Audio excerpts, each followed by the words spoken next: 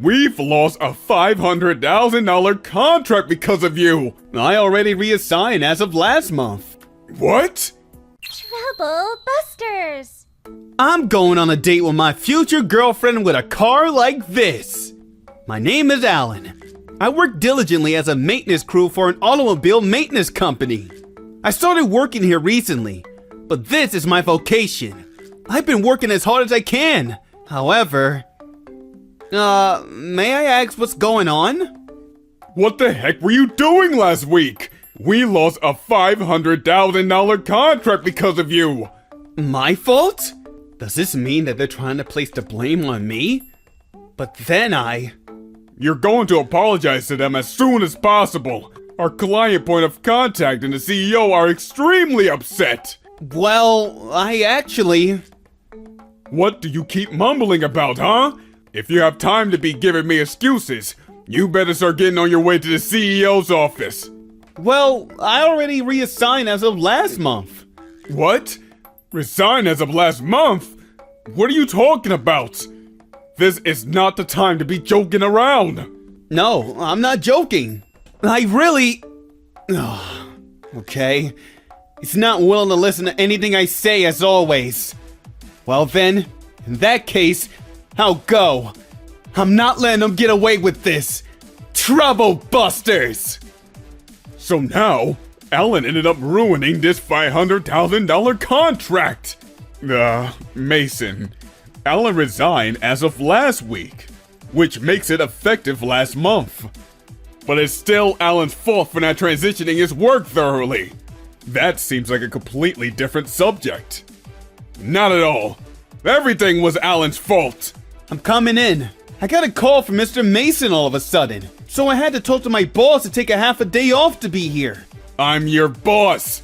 Mr. Mason, you're no longer my boss. How many times do I have to tell you that I already have a new job?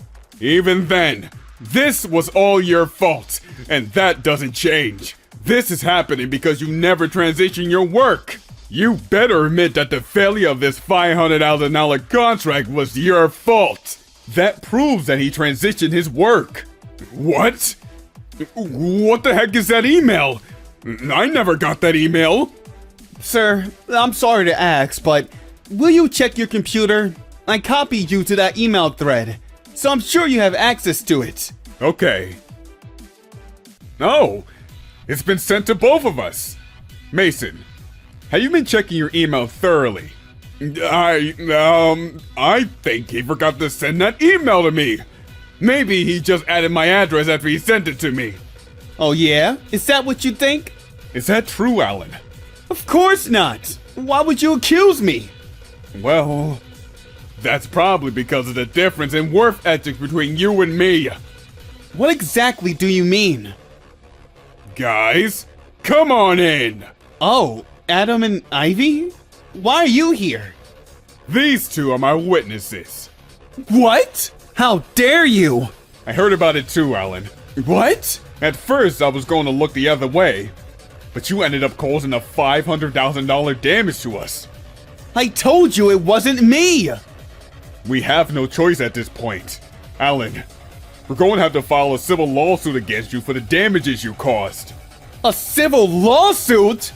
Oh my... You should have seen this coming. Hold on a second. This was all a conspiracy that Mr. Mason plotted against me. Mr. Mason has been sitting at your desk every day after you left work, just to make sure you didn't make any mistakes. He sat at my desk? That's it. What? That must have been when he was planning false evidence to make the allegation against me. I know you're trying to blame your boss because you don't work here any longer. But you're going to learn that it's not going to be as easy as you thought. Okay then. This feels so good. That's right. All you need to do is to continue taking the blame for my mistakes. You're right. I need to prove my innocence. It's an allegation against me, right? What? I'm coming in. Sally? Wait, Sally is the person who Alan was in charge of, right? That's right. But then, now that Alan resigned, Mr. Mason was supposed to have taken over Sally's point of contract. Sally, may I ask you why you're visiting today without an appointment? We're a little busy right now, and we kindly ask you to find another time.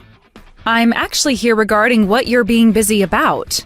Wait, what? Sally, thank you so much for making your way here. I know how busy you are. It's fine. I've always had a great business relationship with you, Alan. I don't understand what you're talking about. Now, about the 500K contract that's been the topic here. Sir, what exactly have you been told about it? Well, I was informed that it failed because Alan didn't properly transition his work before resigning. That's not true at all. What? Mr. Mason has visited our company with Alan as part of the transition. Oh my goodness. Wait, what's going on? Mr. Mason, you said that you weren't even able to visit the client's office because the work was never transitioned. You were lying, right? Well... This is the contract that Mr. Mason had proposed to us. It has his name on it. Oh God! How do you have that? I made a copy while you stepped away to the restroom. Of course, you said that you'd take back the contract if we didn't sign it, making yourself look as if you were trying to destroy evidence. It's real. And? Do you see it? Whether it be a loss for our company or yours, our company would be taking all the loss. Your company would be able to nullify this contract on the day of the shipment. Our company would also be responsible for fulfilling any changes in contract terms if requested by your company too. This contract favors your company to a point where it isn't a legitimate business transaction. This is unbelievable. But it's exactly as you're saying. Is she saying that he brought this contract with him? Mr. Mason, you gotta be kidding us. No way! I would never bring such an unfair contract. It's obvious that I've been chased away if I bring a contract like that. By me. Do you also recall what you said to me? You said, even Alan got to continue business with you, so you're probably not the greatest business partner. If you want to continue having business with us, you better take this deal. Is that what you really said? Of course not! These are all lies, just because Alan's trying to get away with it. I know you're just ganging up with Alan to trick me into this situation. I really don't care what happens to someone rotten like you. Rot? As you predicted, all the failed contracts that you've been taking the blame for had failed because of a man whose name is Mason who visited their offices after Alan's visit. What? All of them? All of them. They were all Mr. Mason's fault? They were all Mr. Mason's fault. This is ridiculous! I can't believe you've been deceiving us! Please, hold on a second. What would I benefit from doing such a thing? You wanted to steal credit without putting much effort into your work, but you've been rejected because of your personality, and that was why you've been setting Alan up so he'd take the blame. No! Or was it because you wanted to get rid of Alan because he may have gotten in your way to get promoted? No way! Besides, you're all forgetting about something important. Everyone in our company recognizes Alan as Mr. Mistakes.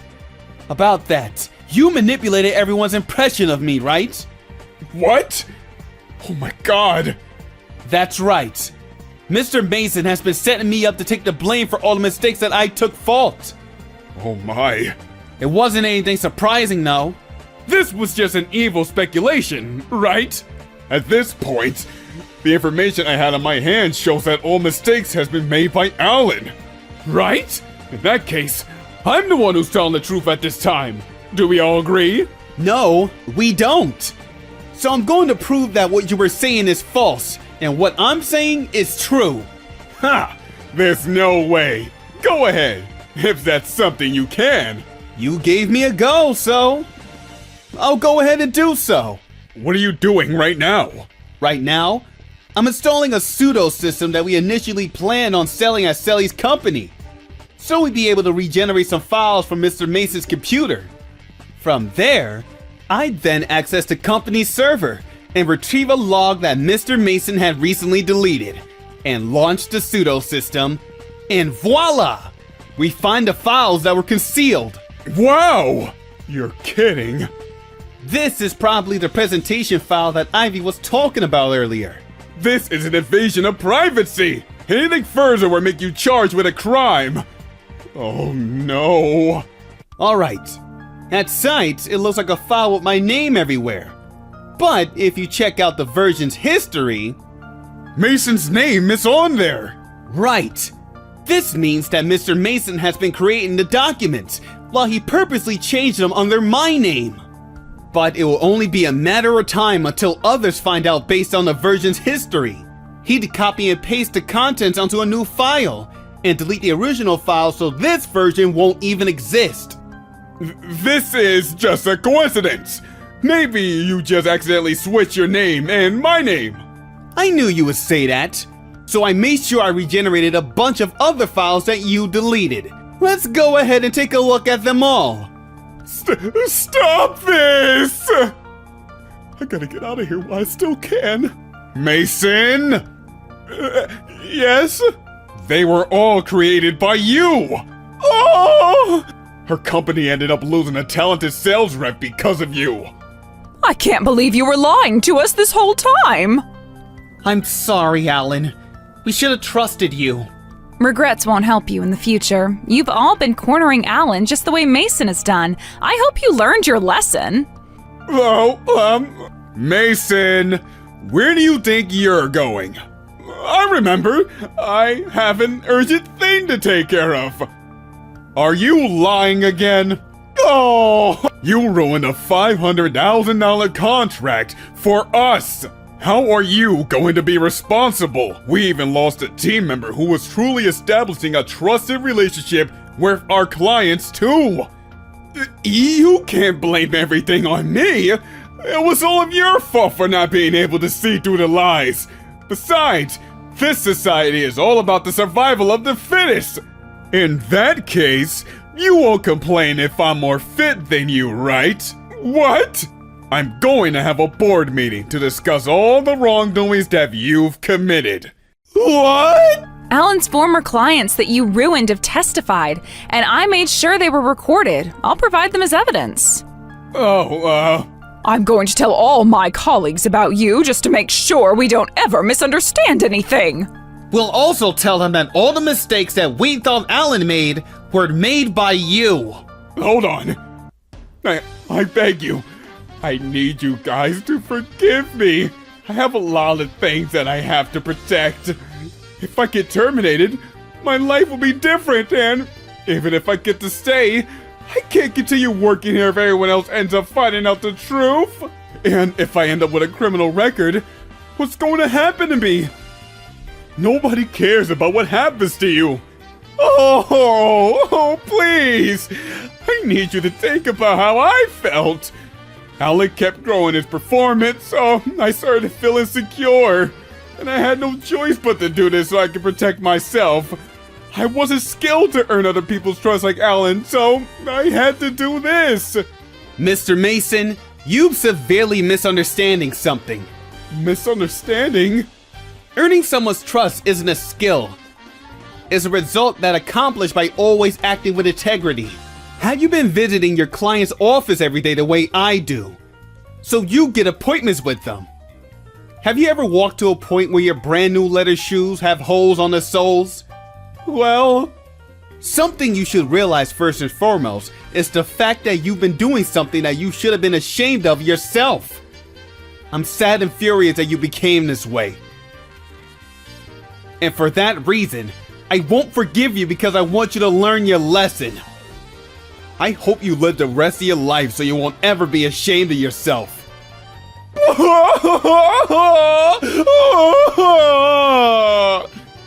His wife decided to leave him after filing the divorce, but I heard he couldn't say anything to her. As for me... Hey, how's it going, Alan? You have time after work today, right? Why are you assuming that I have time after work today? You never know. I might have a date with a cute girl. Do you? Really? Do you? Tell me. I don't. I knew it. Let's go out drinking then.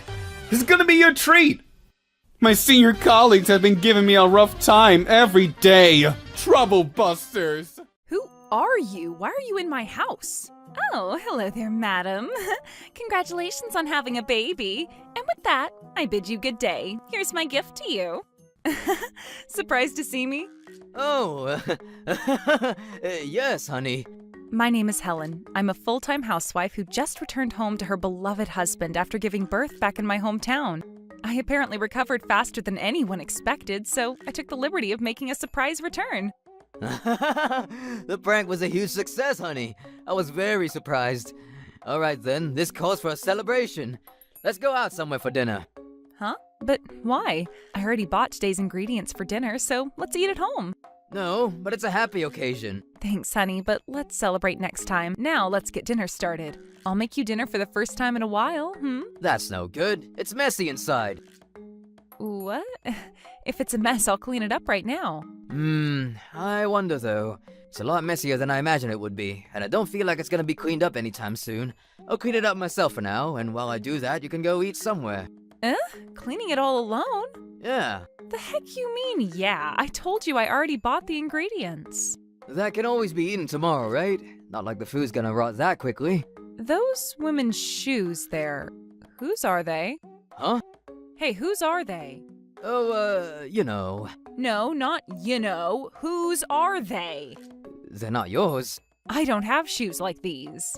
Oh, is that so? Steve, whose shoes are those, A friend of mine. A friend of yours? A woman? Why were you trying to give the wrong end of the stick here? I just forgot about her. Your friend is visiting you and you forgot all about her? Oh, silly me. Foolish Steve. What's this, eh? Why are you stopping me? It's just that it's so messy. Then I'll clean it up. No, you're postpartum. You shouldn't push yourself so hard. I'll take care of it myself. Leave it to Steve. I had a bad feeling, so I pushed Steve aside and went into the house. Only to discover... Oh, hello there, madam. To whom do I have this pleasure? Oh, well, I shall explain that to you. Who the hell are you? Why are you in my house? Oh, my house? Oh, okay. I'm sorry. I thought you were just some neighboring lady. Your beautiful skin caught me off guard, frankly. Silly me. This is embarrassing.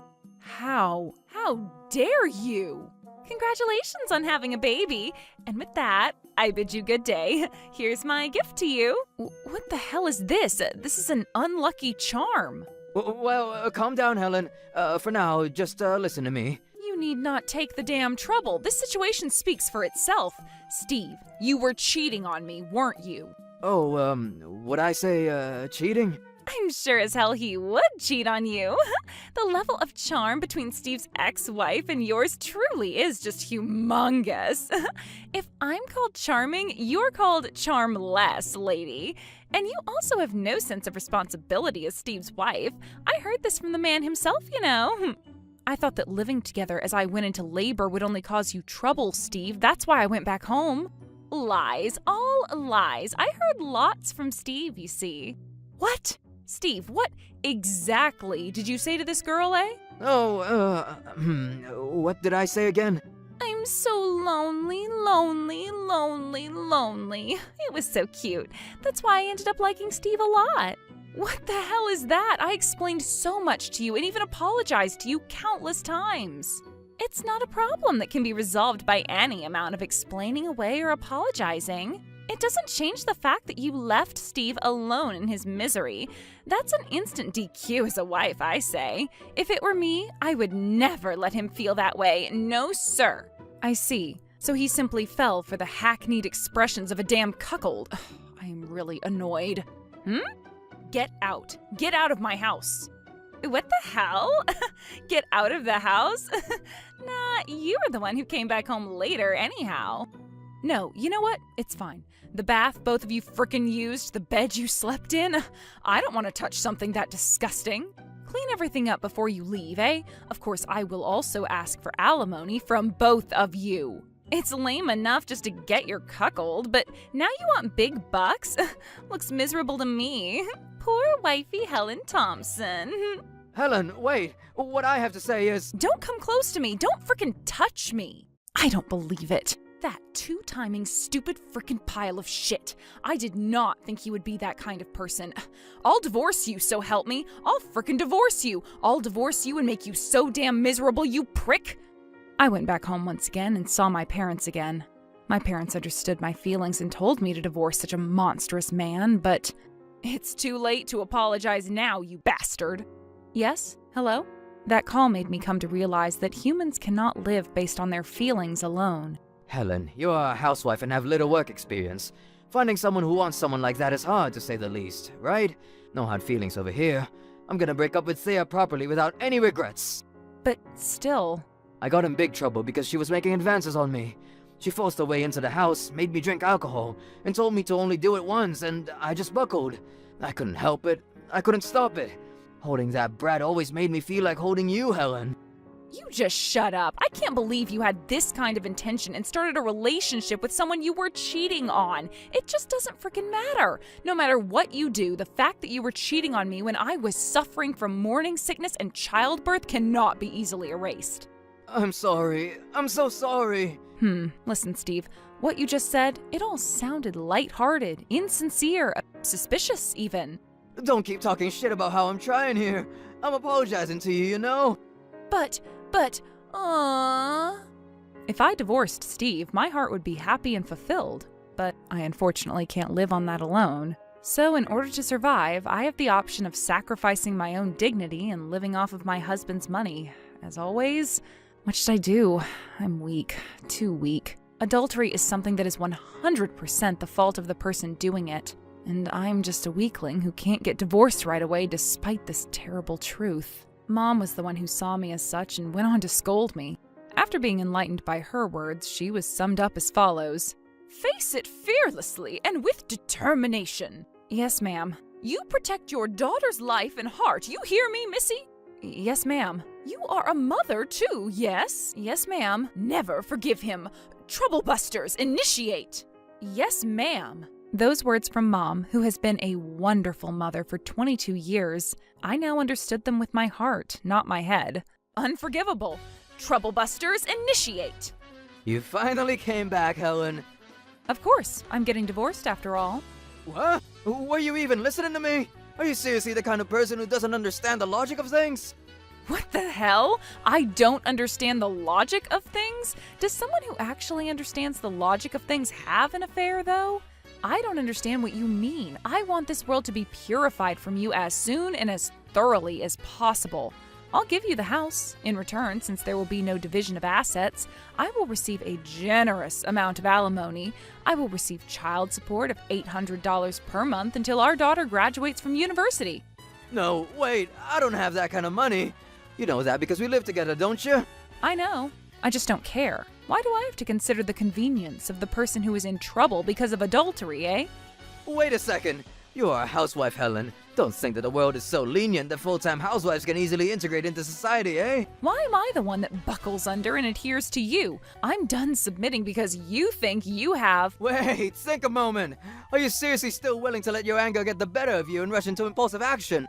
I've already thought it through and through. I'll use the alimony from you for living expenses and look for a job in the meantime. No. What is with this woman's unclouded eyes? Is she serious? Is she actually serious? Is she really thinking about divorce? Calm down a bit, Helen. Think about this. Frick you and your orders. If you want me to think, make your appeal. You see, Helen, all that would say, it was just for fun. If you want to talk about it, why not just call the person you're having an affair with, eh? Huh? Why? Gonna be convenient for you to speak what suits you unilaterally like before, eh? Call her first. Say all of what you want to say in front of her. No, but we've already broken up. You already broke up? Is that so? Then you can show me your phone, right? What? It's over, right? Show me. No, there's still a bunch of contacts from our workplace. It would be nice if you could just show me the name of Thea. Can't show it? If you can't show it, it means you're still together. Yesterday was the last time. You're doing it after all, then call her. Call her right now. Ayo, why do you have your ex-wife here? Didn't you break up already? No, well... Oh yeah, I'm really ready to break up and end things, but this prick is so persistent that he doesn't want to break up with me. Doesn't want to break up with you, huh? Why? You told me I was prettier, didn't you? You said you were breaking up with your wife. So it was a lie after all. What are you talking about, Thea? Didn't I tell you yesterday we were finished? No, you didn't! You told me that you were gonna break up with your wife, and if and when that happened, we'd be together. That's what you told me as you gently hugged me on the bed upstairs. Bullshit! I told you yesterday that was the last time. Enough with the lies. So what now? In the end, you're gonna go for this aged hunk of skin and bone behind you?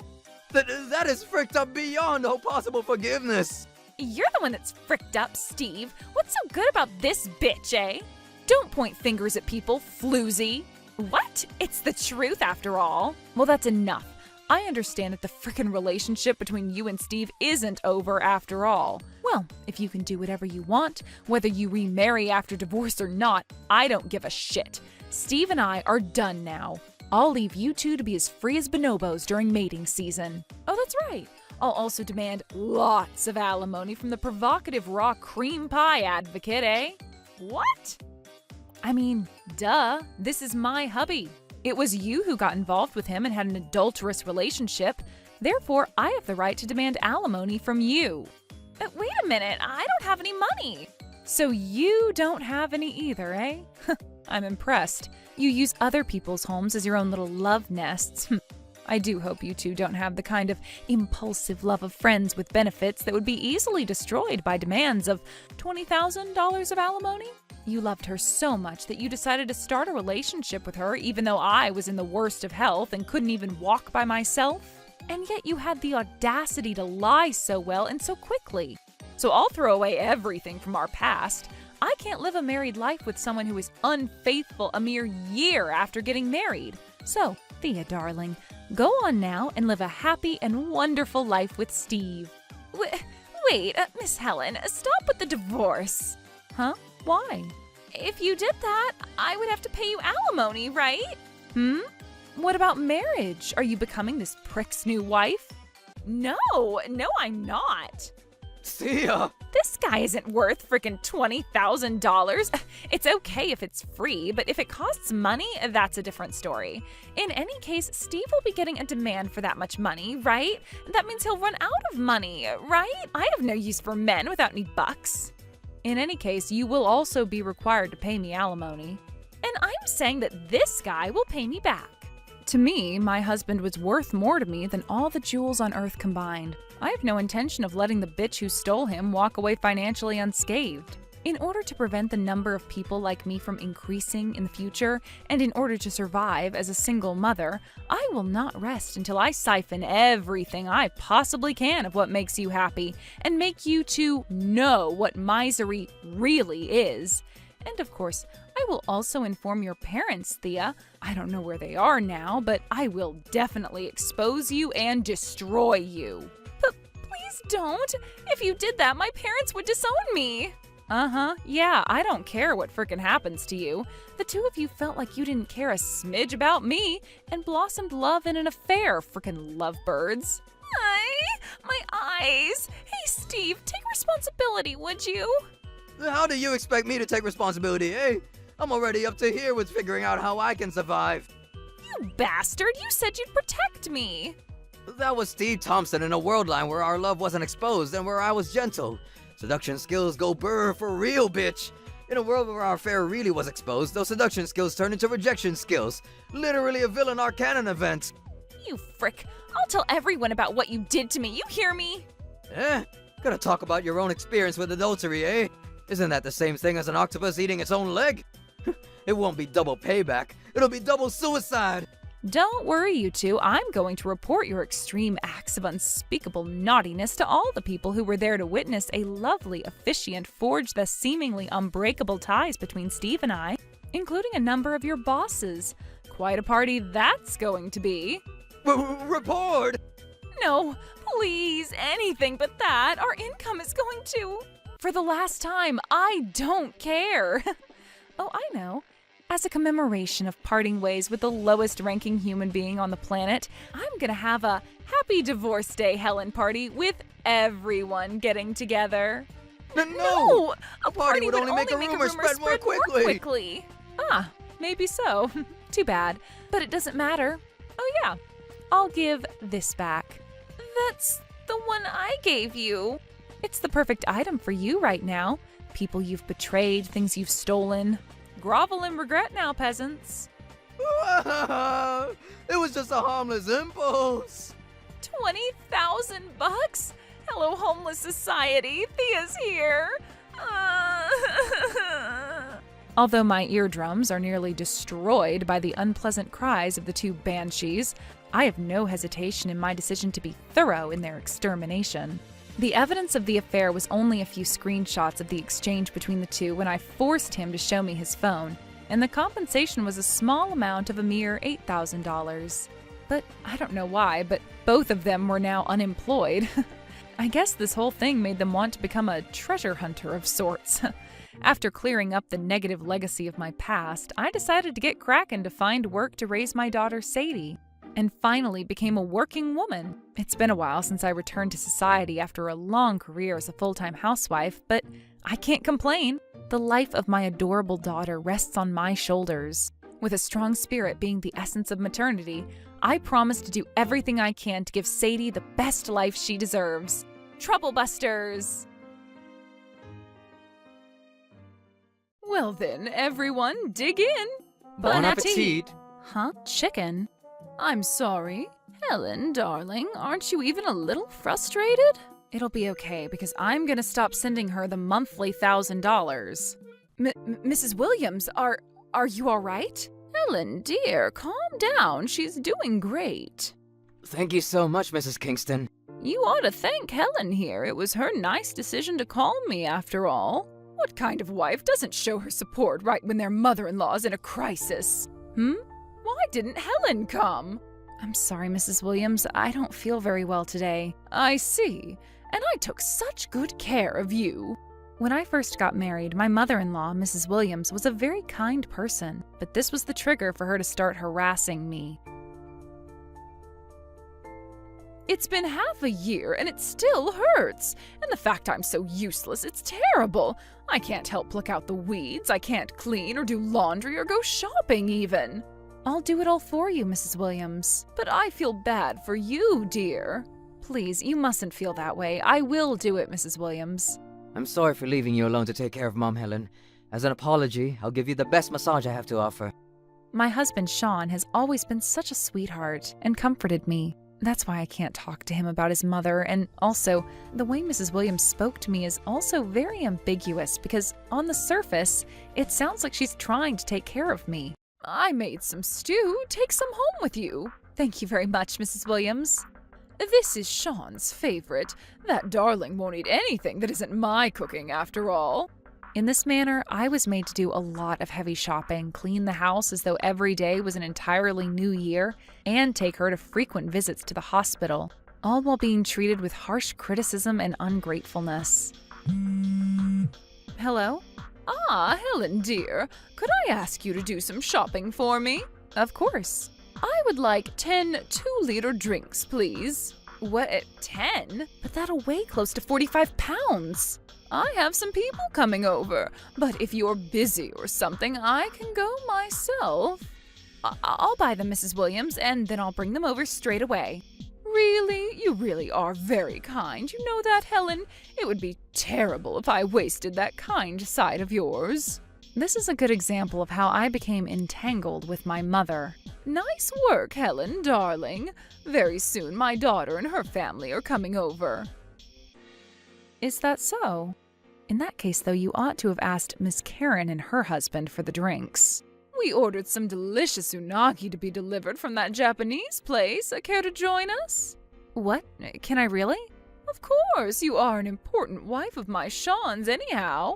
Well then, everyone, dig in. I love unagi. It is so tender and so exquisite. Bon appetit! Bon appetit! Huh? chicken?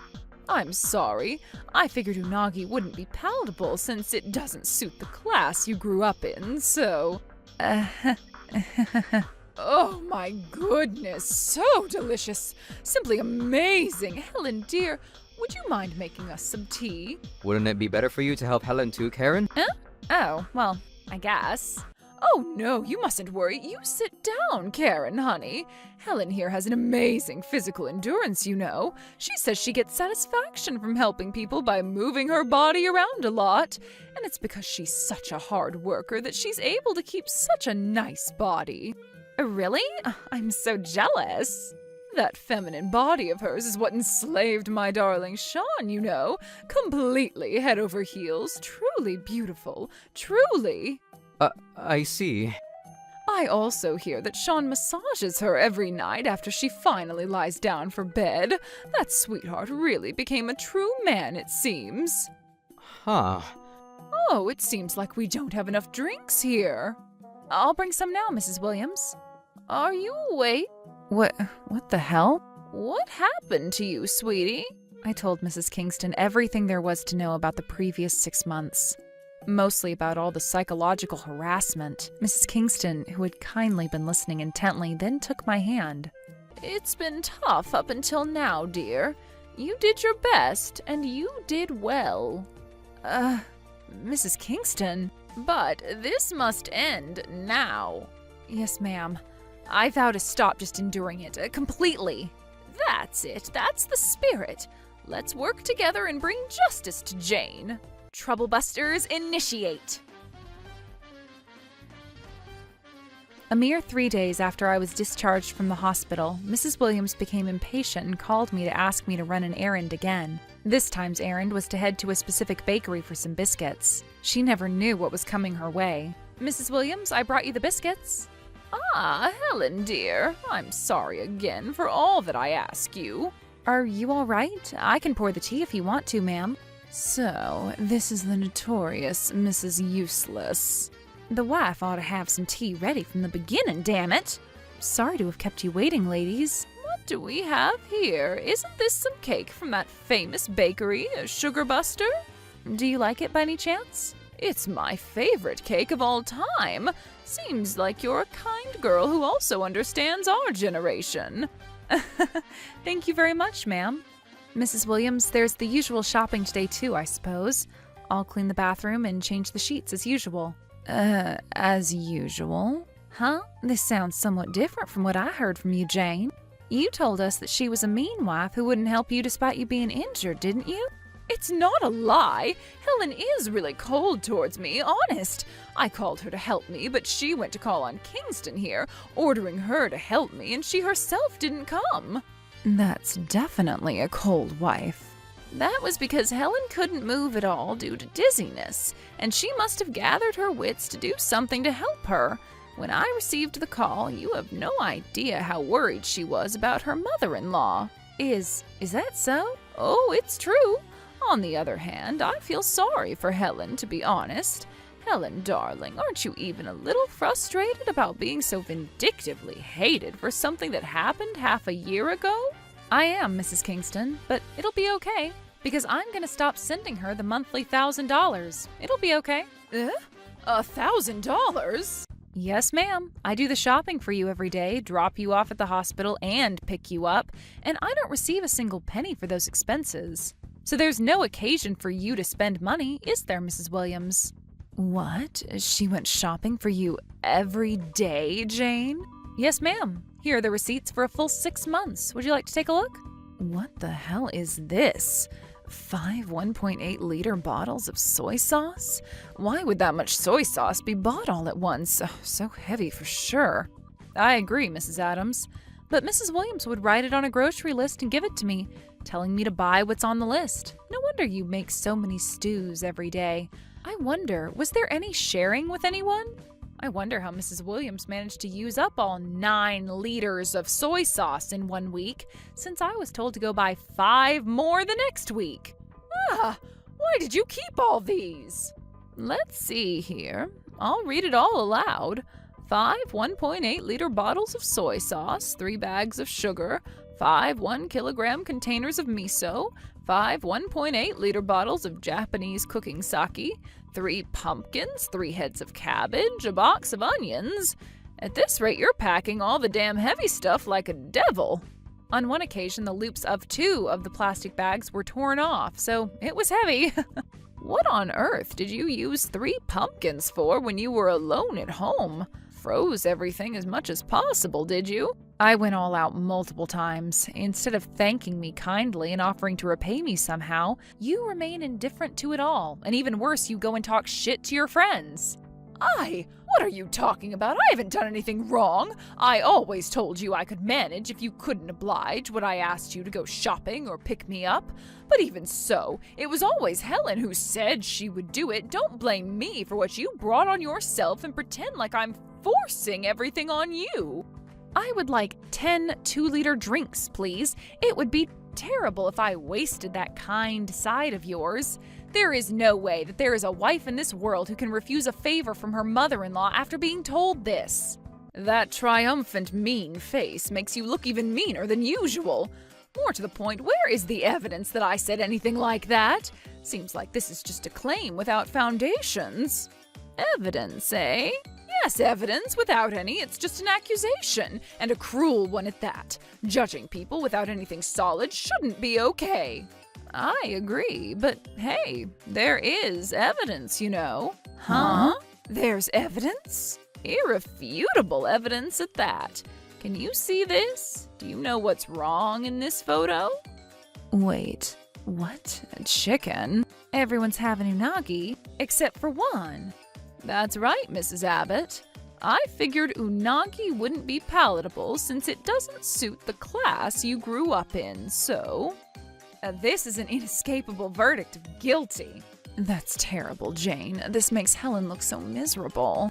Who would have thought, eh? That Jane was a person like this, really disappointed in you. Why is everyone making me the bad guy here? Isn't only what you guys know stuff that happened in the last 6 months? I'm the one who really knows how cruel this witch Helen really is. Helen is cruel, you say? Who are you to say that, despite her taking care of you so much? Why are you home, sweetheart? I called him to come home. Why, Mom? Why? Why aren't you willing to accept Helen's feelings for you, eh? Helen's feelings for me? And where, pray tell, are those feelings? The 1,000 you were receiving every month, that's not my money. Helen was the one giving it all to you. What? Enough lying, Sean, honey. Originally, Helen was, and still is bound to be, a talented saleswoman who has been praised many times for her excellent sales performance. She has a strong sense of responsibility, so she regretted not being able to rush to your aid right away when you got injured, and she sent you 1,000 every month instead. What a kind wife she is. With that money, she thought that you could eat whatever you wanted, and that you would be able to take up some hobbies to distract yourself. Helen was thinking about her mother-in-law that much, you see. For Christ's sake, whenever anyone opens their mouth now, Helen, Helen, Helen, Helen. Is her name the only word inside that head of yours? Maybe your own heart to take care of your mother was thrown out of the window, eh? Huh? That's not what we're talking about right now. That's how you were frickin' brainwashed by Helen, Sean. I am Her Radiant Majesty Helen, a pure and righteous saint. My love, allow that old mother of yours to be forgotten or something. I have never said anything like that. Even if you haven't, my own darling son, who was always so kind to me, is now yelling at me as if to back me into a corner. You were the reason why this is happening. She's such a scary woman. Mom, how dare you say such a thing? You've already crossed the line of what is okay to say as a person. Will I be able to protect my dignity as a person for a wife like this? Hell no! I hate women like Helen. You bitch, always having men pampering you and protecting you at all times. Give me back my son now! Jane, dear, I know that you've been through a lot of trouble, but right now you are completely alone in this. Nothing but a lovey-dovey mommy for her baby boy. Even if you can't let go of him, you can't let your married son become your husband, figuratively. Why not? If you're my friends, you should understand how I feel. I am grateful to you for raising me this far and giving me so much love, Mom. But what I love now is Helen.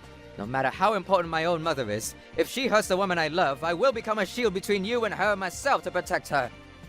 No, Sean. That's why I don't want you to have anything to do with Helen anymore. No, Sean, please. If you had also taken care of Helen, whom I cherish so much, I wouldn't have had to say things like this. Mrs. Williams, I loved you so much. I lost my own mother when I was very little, so I never had a chance to stand in the kitchen with her. So when you were teaching me how to cook, Mrs. Williams, or when you told me that the food I made was delicious, I felt as though I had been praised by my own mother, and I was so happy. I thought I had finally found my own mother again, so it's a huge shame. Then maybe consider this.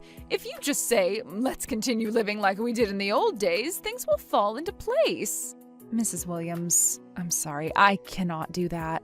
I'm afraid an unmistakable fear for you has already seeped into my bones. I can no longer trust you as innocently as I could before. You yourself severed the bonds that bound our family, Mom. Furthermore, she was taken to work as a volunteer to help her have a change in heart. And because she lost me as a worker, she started doing all the housework herself once again. Thanks to that, she was able to do thorough daily rehabilitation, and her legs are now feeling much better. And as for me, my husband and I are happy to announce we're with child. I'm currently suffering lots from morning sickness, and although I don't have a mother close to me that I can rely on, Mrs. Kingston fulfills that role very well by taking great care of me in many ways. For you to be a healthy little girl, darling, Mommy must also be healthy. Come on now, let's all go for a walk. It's not like I'm not worried about starting a new life. I'm terrified. But with all the support I have, I'm going to do my best as a new mom. Troublebusters! They're gone. Mom's mementos are gone. Miss Sharon, do you know where the ring that was in my room is? Ah, yes, I do know. I do. I really hope this is wrong, but did you? I think you know too. I stole that ring of yours, Daniel dear. Miss Sharon, I'd like to make dinner soon, so do you mind? Oh, not at all. No, that's not what I mean. I would like your help. My name is Melanie. I'm a 31-year-old housewife who, due to certain circumstances, lives with my husband Daniel's younger brother Alan and his wife Sharon. But I'm not good at cooking. If you aren't confident, getting over it is key, miss. We won't be able to rent out a room to you and David forever, so... Huh? And why can't you? Is that what Daniel said? No, that's not the case, but... Then I think you can. If Daniel never says anything about us being here, I think we can stay here as long as we want, eh? Well, if you insist. Let's at least do the housework together. I don't think Alan will be happy with this situation. Do you see me give a damn? Why am I the one that has to make an effort to make my brother-in-law happier and more welcoming? In the first place, the reason I'm here now is because there's no venue in Alan, and that's not my fault. You mustn't say such things, Miss Sharon. Alan is also working as much as he can, isn't he? And the result of all his diligent toil is that we get to stay at his brother's house? That doesn't seem like this guy is trying hard at all now, does it? Wow, what a bitch. The audacity to say such things without doing anything yourself. I'm home. Welcome home, honey. I'm assuming you're about to start making dinner. Yes, I'll make it right away. No need to panic, Melanie. Alan isn't home yet anyway. Understood. I'll help you too. Oh, no, you mustn't. You just came back. I'm going to feel sorry. Now, honey. Don't worry. I want to help. I'm sorry, Daniel. I'm doing it because I want to do it. And never you mind, honey. Ah, Daniel, welcome back. Ah, yes. Good evening. Oh, wow. That book takes me back. Isn't it that manga about collecting 7 magic cubes in order to make your wishes come true? Yes, sir. I still like this manga, even after so long. I see. Well then, Melanie, I'm gonna get changed, so you go on and start. Understood. My husband is the absolute best in the world. At an age where a wife desires to tell a man they love him, my darling Daniel is a very gentle man, and he is such a good husband that I honestly feel like I don't deserve him.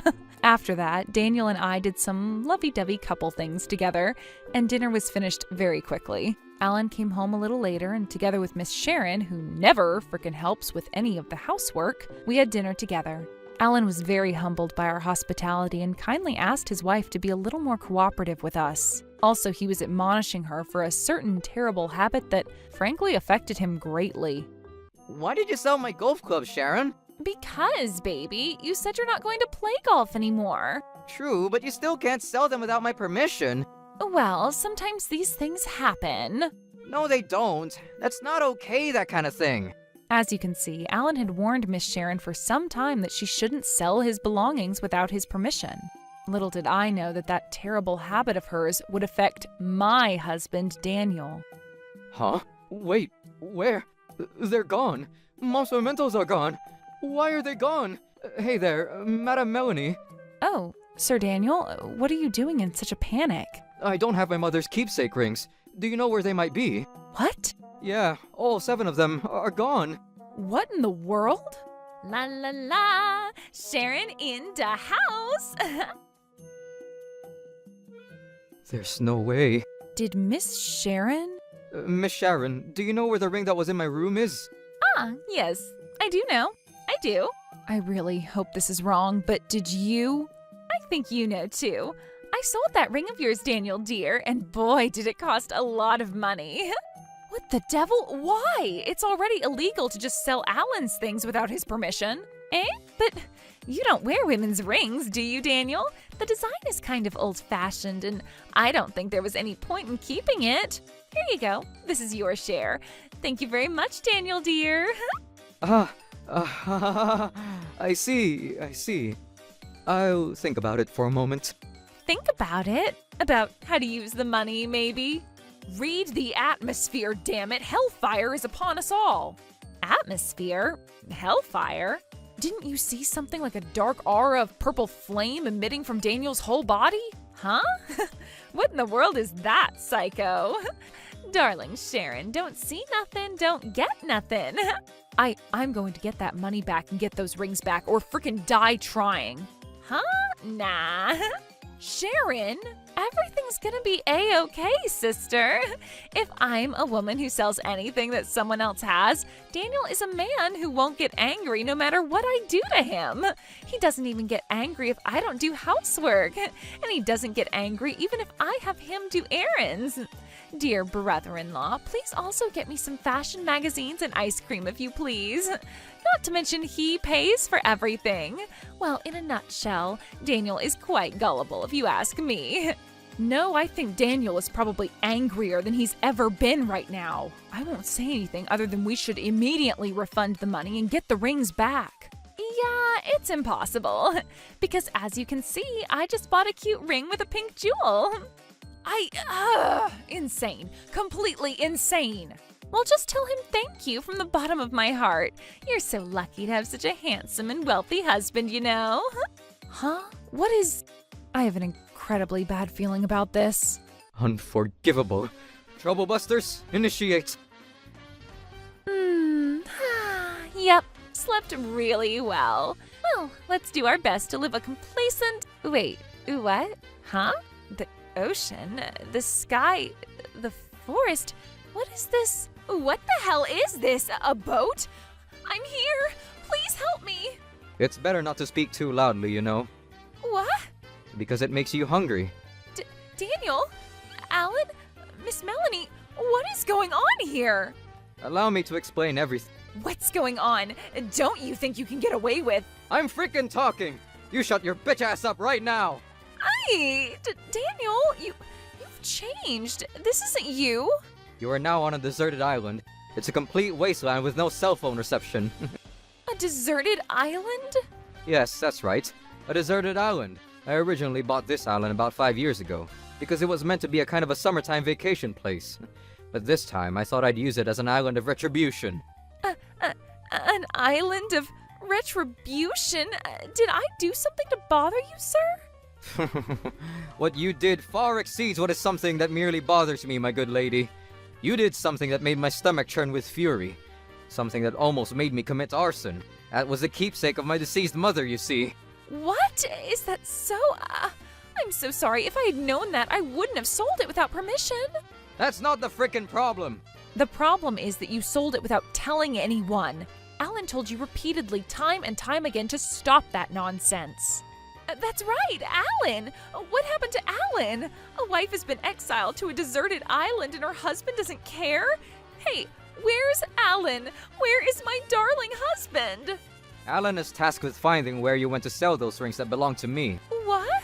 Alan immediately took action to retrieve the rings after hearing about your heinous misconduct. But it seems that 3 of the 7 rings that belonged to his deceased mother have already been sold, and he's not been able to find those who purchased them. What is he freaking doing? Then I'm only here because of freaking Alan? The reason you're here at all is only because of yourself and no one else. I admit it may have been wrong to sell someone's belongings without permission, but it's even worse to bring me to a freaking deserted island while I was sleeping. Is it really? Is it really a more terrible thing to do? Of course! Such inhumanity cannot be tolerated. Law is not what governs people, dear child. It is only through reason and conscience that transcends human decisions. The messenger of reason and conscience also depends on the person in question. Humans can do anything if they set their mind to it, you see. There is nothing you shouldn't do. Just as you did it, so did I. A simple payback. Payback? Carrying me away while I was sleeping? Indeed, indeed. It was easy to move you around since you are a deep sleeper. I was on an island somewhere when I woke up one morning. This and what I did are not on the level. Enough. This is still a great service on my part, you know. Let's think with a criminal mindset, shall we? And let's understand something. What you sold without my permission, those 7 rings, belong to my lovely mother, who raised me and Alan single-handedly, and whom I am so proud of. Of all the treasures I own, there is no greater treasure than those keepsakes. And yet you went and sold them. Of course, conventional punishment simply won't do. Therefore, Miss Sharon Thompson, I sentence you to survival in exile. Survival in exile? Oof, both survival and exile are both already incredibly powerful words. Combined, this seems like a punishment straight out of the armpit of Tartarus. What is that game? Please don't say it like it's such a familiar thing. Shut up! You understand right now that there is no point in regretting or condemning what you did. There's a black backpack buried right next to where you were sleeping. Try digging. There are 7 orange cubes on this island. Once you've collected them all, set off the flare. 7? Yes, 7. 7 pending wishes to come true. There's a story like that in your favorite manga series, right? You, who always leaves all of the housework to everyone else, are obsessed with that story, aren't you? Melanie, did you snitch on me? I snitched on him about a well-known fact. Basically, you really do nothing all day but read manga, drink alcohol, and sleep, do you? Damn it! Well, just collect the 7 cubes. Once you've collected them all, shoot a flare into the sky. That completes the purification. I'll give you permission to escape from the island by coming to pick you up by boat. Well, what if I can't find them? Exile and deserted loneliness for life, bitch. What? That's crazy. Those are the rules. Wait a minute. If I stay in a place like this for many days, I won't be able to leave this island alive. Oh, do not worry. Just in case, I'll come to give you water when you run out. Because it's only a pain if you're kept alive, right? I personally guarantee you live. And what about food? You just think using your frickin' pea brain suits you well too, because you're always taking Alan's money and leaving him with nothing to support himself. Realize that you can usually eat without any obstacles keeping you. Be grateful for the pain and be grateful to me for this chance. Then you will understand the value of Alan to you too. No, I hate it. Being alone here, I hate it. Oh, if you think swimming home is the easier options, by all means. However, once you leave this island, your final hour may be lying in the waves, and there are always creatures just looking to devour you.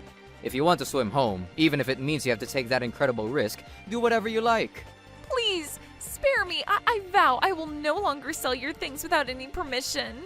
No, I can't and won't believe your words until this purification process is finished. As a matter of fact, you didn't frickin' listen to the admonitions of Melanie and Alan at all, which eventually brought you here. No, please do something. Anything at all, please. There's nothing I can do, you demented thief. Well, just know that if things go well, you'll be able to leave this hellhole in 3 days. 3 days? In an environment with no manga and no baths? That's only considering you're lucky. If you're unlucky, it might take a year or longer. By the way... Melanie, is there something you want to say? I read a story once about a child whose hobby was taking naps, but was good at shooting and weaving, lived on a deserted island for about 40 years. That would be great if that happened, eh? Please, enough with the auspicious talk. Actions speak louder than words, child. Experience for yourself to the fullest how sinful it was to have sold a priceless treasure that cannot be exchanged for money. See you one day. Hey, you stupid bastards, demons, monsters! Someone help me! Help me, please! I can't find even one. Are they really here? You're not lying, right? Room temperature water? Oh, freaking disgusting. No. I want to drink an ice cold beer, for God's sakes. I want something greasy, like fried chicken or fried dumplings. Oh. Who would have thought that Daniel was such a monstrous man like that? If you're such a person that goes batshit bonkers once a line's been crossed, tell me from the beginning, damn it! I can't use her, that frickin' bitch Melanie. That bitch definitely told Daniel on purpose. She planted those rings to tempt me, smiling at me all the while. You don't bring people adrift while they're sleeping. You don't bring people adrift while they're sleeping. Help me, Alan. Alan, help me, please. I will never sell someone else's things without permission again. You hear me? I'm going to get serious help from now on. I'm going to be reborn as a new person. Help me. Help me. Oh, my stomach. I really need to find an orange cube before I run out of energy. Finally, the third cube today. Since I'm at a pace of 1 cube per day, I'll probably be able to get out of here in a week. Oh, I did something really stupid, and this is all Alan's fault. Because there's nothing left of his for me to sell. That's why I searched for new gold, and I opened the door to his brother's room, and at that moment, the treasure spread out before my eyes. Anyone would want to sell all that. Anyone would want to go shopping afterwards because I'm still a girl who wants to be fashionable and beautiful. Frickin' bitch. Going out in the rain is dangerous, so I can't look for any cubes today. I still only have 3 orange cubes, and I can't find any more. I wish there was some sort of radar that would show me where the cubes are. Mosquito? Bzzz. Insects? I am so done. I want to go home. I want to sleep in a fluffy bed. I want to eat something good made by Alan. Alan, my Prince Charming, rescue Sharon. Please rescue Princess Sharon from her fortress. Putrid aroma of dimethyl sulfide. Smells disgusting. What is this frickin' smelly-ass smell of rotten veggies? Even if I keep out the night dew, it doesn't seem like I can get rid of the smell. And outside, there's a lot of mosquitoes. So the ultimate problem is whether it's insects or the smell. Mosquitoes are also in the stench, bitch. Bzzz. Oh my friggin' God. It's been a week since I came to this hellhole, and I haven't progressed past 4 cubes. No way. If I stay here forever and never find the remaining 3. No, Alan, help me. Please forgive me, Daniel, dear. It was all my fault, Melanie. I solemnly promise never to swipe something away to auction again, and I will be reborn as a better person. I hate this island. Let's make that wish come true, shall we? Alan? I'm so happy. You came to rescue me. Frick, a hallucination. If I start seeing hallucinations, it's over, Sharon. Someone disillusionate me. Sharon? Mm? Sharon? Alan? Wait, the real Alan? Yep, I came to pick you up. But I still only have 4 cubes. How about that? You've had enough. Actually, Alan here has been looking for the rings that was bought by multiple third parties after you sold them. Sorry for making you wait, Sharon. I found the whereabouts of the rings rather quickly, but they were adamant about not giving them back. Well, they liked it so much that they bought the rings, so it's only natural. But I kept asking for it every day until... Damn it, you win. Fine, I understand. The fact that you're asking me so much about it means it's a very important ring. Thank you so much, ma'am. That's how I was finally able to collect all of the rings. I think it must have been pretty tough on you too, and I'll forgive you because of Alan's insanely hard work on making things right. Thank Alan from the bottom of your heart, and promise you will never sell someone else's things without permission again. I'm so sorry. I will never sell someone else's things without their permission again. That's a promise, Sharon. Daniel, bro, I can't express how sorry I am for my wife. Her clumsiness is also my clumsiness. If your feelings still remain intact, I'll find the remaining 3 cubes. No, Alan, you're good. Thank you so much, Daniel. Ain't that nice, Sharon? You're being forgiven. Oh, thank you, Alan. It was scary. It was lonely. It was painful. Yes, and you will not forget that. Sir, no, sir. After that, Sharon fell into a deep sleep on the boat home. Meanwhile, Alan was cradling her head, stroking her hair the whole way home. Looks like this concludes everything. But even so, I had no idea that Daniel could be capable of such madness.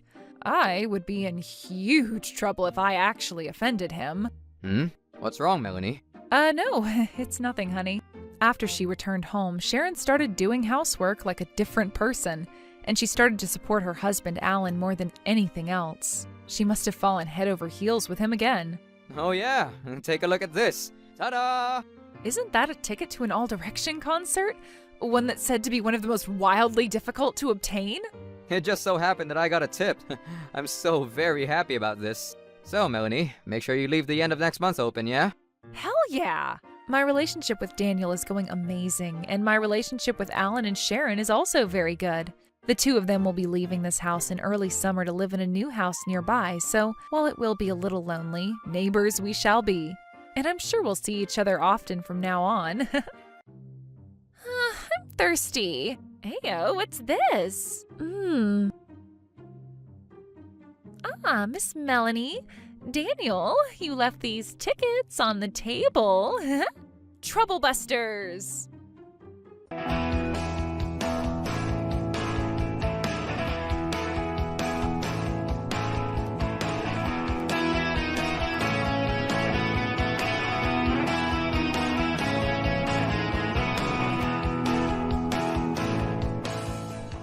Trouble Busters! My name is Jade. I got married 1 year ago and I'm going to have a baby. My dad is sick and has been told that he doesn't have that much time left to live. But I'm glad that I can let him meet his grandchild. On the other hand, my husband wasn't that happy. I met him 2 years ago during summer. My boss introduced me to him. Jade, it's nice to meet you. I'm Aiden. I heard that you like anime. I do too! Lovely to meet you. My name is Jade. I love anime. My favorite is Gaio Gaio. I like Yu-Gi-Oh too! I like the stand called Troublebuster. Oh, the one that Gaiotaro uses. I'm what you'd call an otaku, or nerd. But Aiden accepted me for who I was. We enjoyed our romance and ended up marrying. We were about to enjoy our lives as newlyweds. Or so I thought. After we got married, it was decided that I would live with Aiden and his family. That included his mother, father, and little sister, Sheila. My dreadful new life is about to start. So, Jade, I heard that you're a nerd. You're not worthy of my brother. How did you get him to marry you? You're disgusting. You're so rude. I'm enjoying culture. Don't you get how cool anime is? Aiden understands that. Anime? Cool? What a creep. Huh? You're so mean. You'll hurt my feelings. Sheila often calls me creepy. And my mother-in-law? Hey! Jade, this tastes horrible! I followed your instructions. It's completely different. You're making excuses now. It seems like they couldn't accept me as family and would complain and moan every chance they got. They weren't just verbally abusive, they would sometimes get physical too. My father-in-law liked to order me around. Jade, can you pour me some green tea? Here you go. Ugh! Huh? Are you okay? What did you do to this tea? Smells like cod liver oil. That's impossible. There's no way I'm drinking this. It tastes and smells bad. Ow! It's hot! What are you doing? My father-in-law threw the tea I prepared in my face. He must be looking down on me because I seem like a quiet, weak little nerd. Sorry. As I get older, I just can't seem to control my hands. One day I'll seriously make him drink cod liver oil. Whenever I try and ask Aiden for advice, he's always tired and doesn't listen to me properly. He would only say, If you work hard, things will get better. and fall asleep. I believed his words and worked hard to complete the housework, hoping that my effort would lead to a better relationship with his family. Then one day, I had wonderful news. I was pregnant. It made me so happy. Of course, I was delighted because I was going to have a baby. But I was also happy because I thought that it would bring the family together. I hoped that my relationship with my husband's family would improve. I savored the happiness. I wanted to share my feelings with Aiden and announce it to him. Aiden, I'm going to have a baby. I thought he would be happy too, but... Oh, really? Good for you. I'm going to sleep. He didn't seem to care at all. I thought it was strange. Whenever I was being bullied by his mother or sister, or when his father was bossing me around, Aiden was uninterested. Would a normal husband support me or back me up in times like these? I was confused, but I thought that it would all change when the baby came.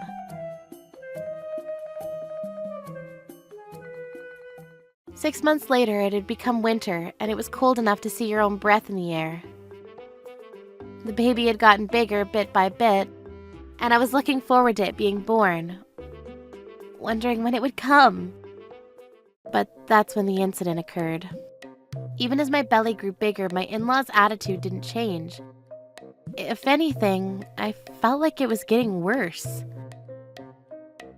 Hey, you touched my bag, didn't you? It was left on the sofa, so I put it away. Don't touch my stuff, you freak! She slapped my shoulder. What's wrong, Sheila? She touched my bag! Why would you do something that would upset Sheila? She pushed me. Don't piss me off! Apologize right now! They both kicked my stomach, hard. I couldn't believe it. How could they kick a pregnant woman? What are you doing? I'm going to have a baby. Shut up. You haven't reflected on your actions at all. Come here. My mother-in-law grabbed me by the hair and dragged me toward the garage. You should think about what you've done. I was locked inside.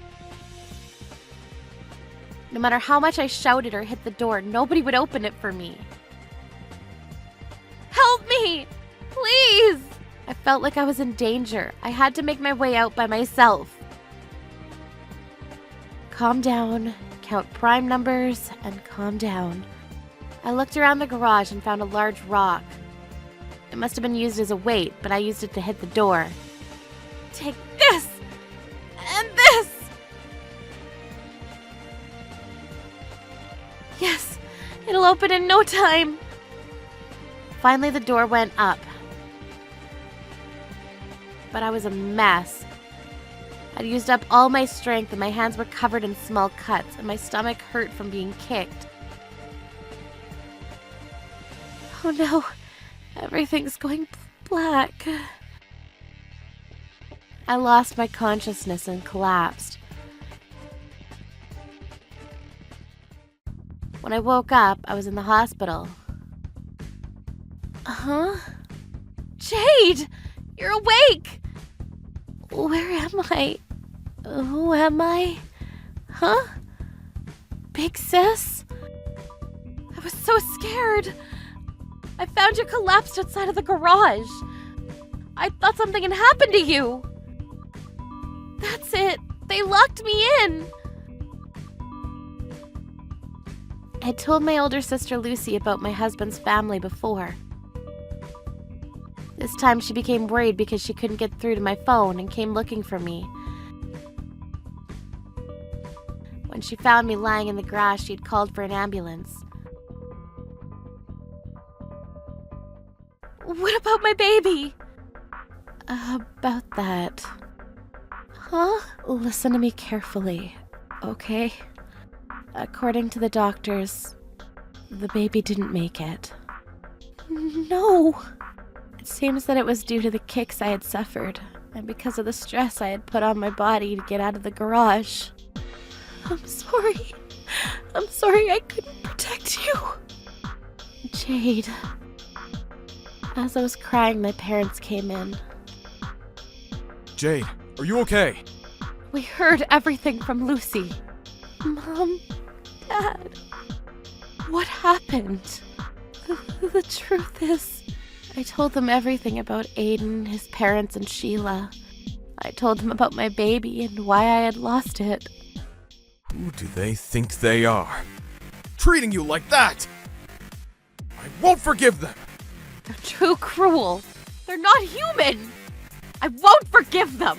Jade, you don't have to suffer any longer. Divorce Aiden. I won't forgive them. My mom, Dad, and Lucy were all mad. We decided that we would go see Aiden and his family together. Time for the Trouble Busters. Aiden and his family were surprised to see us when we went to their house. His parents and Sheila were there too. Aiden! You knew that my little sister was being bullied. Why didn't you do anything to help her? She even lost her baby. Your baby! Lucy, I don't have to help her. She just hasn't gotten used to being with my family. As for the baby, I can only say that she was unlucky. Screw that! You're the ones that made her lose her baby. That's right! We know what your mother and sister did. What? What do you mean? I don't know what you're talking about. Do you have any proof? That's right, you shouldn't accuse people of such things. If you make this much of a fuss, the neighbors will complain. Please leave. Proof? Lucy was frustrated we didn't have any evidence, and so were my mom and dad. They were simply angry and hadn't thought about anything like that. I have proof. What? To tell you the truth, I placed some miniature cameras around the house. I installed them in case of a burglary as a security measure, but I'm glad they came in handy.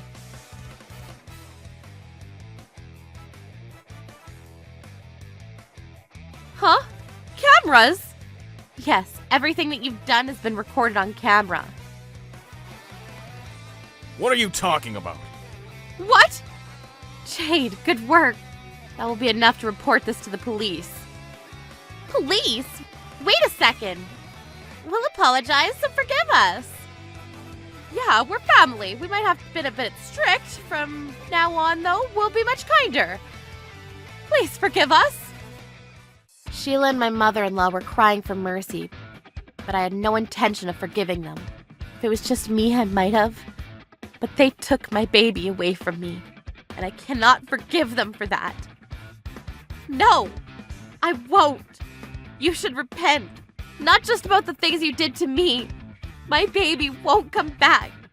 I'm going to divorce Aiden and you won't be my family anymore. Wait! Why do you want a divorce? I don't want to. If you don't like my family, then let's live together. Just the two of us. If you really did love me, I might have agreed. But I found out the reason why you married me in the first place. What are you talking about? You're after my family's wealth. No! That's not true! I found footage of you talking to Sheila about it on the cameras. About what I'll get in my father's will. I heard you saying that she could bully me, but to not overdo it. My father's a writer and has written a bestseller in the past. He's got a lot of money saved. He still gets money from book sales, so we're quite wealthy. Crap! You overdid it! Mom! Sheila! Goodbye, Aiden. We went to the police and reported what had happened. My mother-in-law and Sheila were arrested and were interrogated by the police. I have plenty of evidence, so they're likely to be charged. My father-in-law wasn't arrested, but his company found out about what had happened and he was demoted. He ended up in a lower position and was made fun of by his new colleagues as Puddles. Apparently, he's having a tough time there. I love that his nickname was ready and waited for him. I was able to divorce Aiden. I found after the procedures that he had a large amount of debt. I guess that's why he was after my dad's wealth.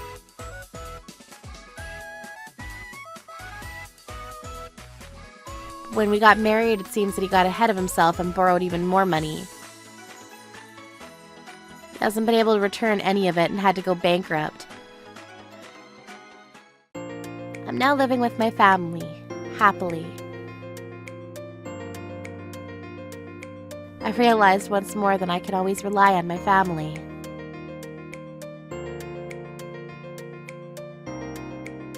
Troublebusters.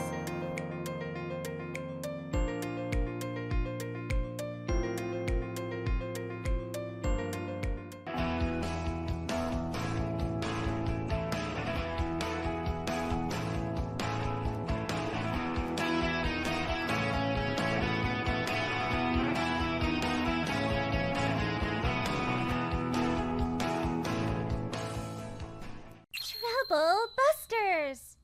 My name is Adam. I'm working for a certain company, but I'm troubled by a stubborn boss. His name is Aiden. Oh, it's you again.